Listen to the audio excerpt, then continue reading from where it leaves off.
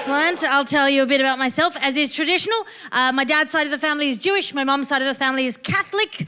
They met in the late 70s in suburban Sydney, so of course I was born and brought up Buddhist. I am oppressed, repressed, and depressed. I've got all of the baggage. I've got all of the baggage of all of the religions. I have the Jewish neuroses. I have the guilt of the Catholics, but I am at one with it. I have all of the aggression of centuries of oppression running through my blood, but I don't like hurting people's feelings. I'm like, eat a dick, I hope it's delicious.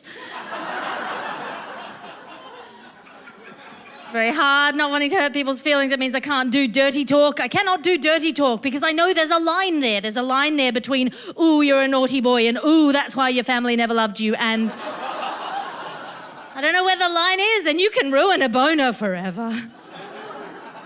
You can do that. It's hard. We live in an information age, everyone. There's too much information now. There's things that I just don't want to know. I found out the other day that dildos are not recyclable. Not recyclable, you can't recycle them. It's the lithium batteries. Every orgasm is a dead dolphin. You know, you want to live in a sexually empowered world where people are able to pursue their own power, but, like pleasure, but how can you do that when you know that dildos aren't recyclable? What are you going to do? It's not like you can get them secondhand. I mean, you can, but you wouldn't. There's nothing you could do to a secondhand dildo that would make it feel clean. There's no spirit cleanse. I feel like of all the household objects of the appliances in your house, the dildo is like the third most likely thing to be haunted. Yeah, a picture of a creepy man, toaster, dildo. That's how it goes. I don't make the rules. Does anyone want any dating tips, by the way? Yeah, cool. Who here likes women? Okay, who here wants to fuck women? Sorry, wrong question. Yeah, all right, I say. See, here's the thing. Women love mystery, right? Women love mystery. So what you need to do is order extra tomato. On the first date, you order extra tomato, and then when the meal arrives, you pick out all the tomato. Why exactly? It's a mystery. For men love to be understood. So what you need to do is on the first date, just before the first date, you need to Google him extensively. And then on the first date, you tell him his life story as your own.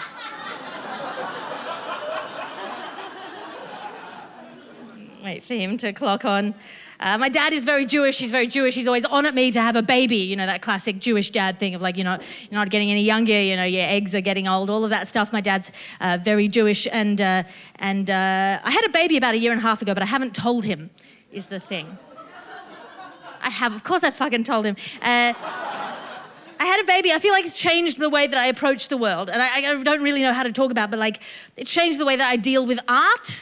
There's that classic Hemingway short story, the shortest, saddest story. It's like a 6-word short story. I'm sure you've read it somewhere. It's like, for sale, baby shoes never worn. Right? And before I had a kid, I thought, oh, that's a sad story, right? And now I've had a kid and I read that story and I know, I know that babies don't need shoes. They don't. They got tiny squishy feet that are mostly in their mouths. They don't need shoes. And also people give you heaps of shit you don't need. Like when you have a baby, people are like, here, have all my old baby stuff. You see these beautiful baby shoes, they're never worn, you put them on Etsy. It's not a tragedy. If it's a tragedy of consumer capitalism. I don't know. Having a baby has changed the way I deal with old women. Oh man, it's changed the way. I had an old lady on the bus and she saw my baby and she said, what a beautiful baby. And I said, thank you, right? And she said, how old is your baby? And my baby was 3 months old at the time, and I said, she's 3 months old. And the lady went, whoa, she's huge. And I said, you're welcome. Right? A very fat baby, 3 months old. She was all made of my milk. I was very proud of that. I made that baby out of my milk. You look really horrified. That's how it works a lot of the time. People be food. I was food. I don't know why people aren't more impressed by that. When Jesus does it, it's a big deal.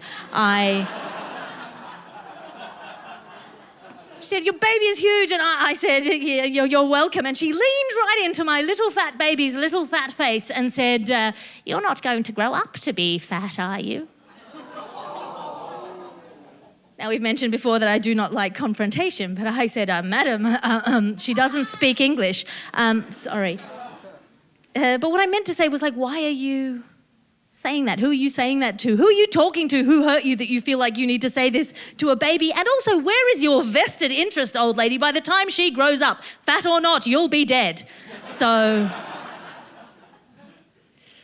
funny thing, published. I was on a train the other day and I saw an influencer in the wild, which was exciting for me.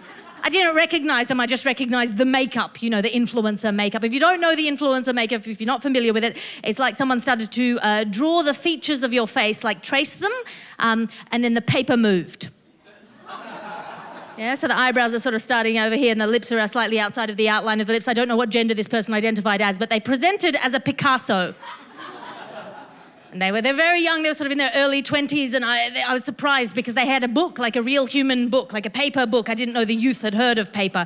I assumed they wiped their bottoms with iPads or something. And I was struck by it. I was trying to see what the book was about. It was like a new age self-help book. It had crystals on the cover, and the title was, "You Are Enough." I don't know about you, but I feel like people who say you are enough are always too much. But, good on them. They're probably go to therapy already. They'll probably be sane by the time they're 30. I do not go to therapy, not because I don't think it works. I'm sure it works plenty for good people in the world. It's just that me, personally, I think my psychology, I am a delicately balanced Jenga tower of problems. And if you solve any one of my problems, my whole psychology is going to collapse. My approach to my own brain is, if I may act it out for you, is... it's sort of holding up. Leave it. I think that's going to bring me to the end of my act. I've got a show. It's next week, Thursday, Saturday, and Sunday.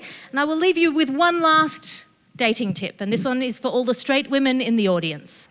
I just love putting all the stakes on a joke that might not work. All right. All the straight women in the audience, look into the eyes of the man you love most in the world and just really viscerally understand that if you are ever the victim of a violent crime, he is statistically most likely to be the perpetrator. Good night, I'm Alice Fraser.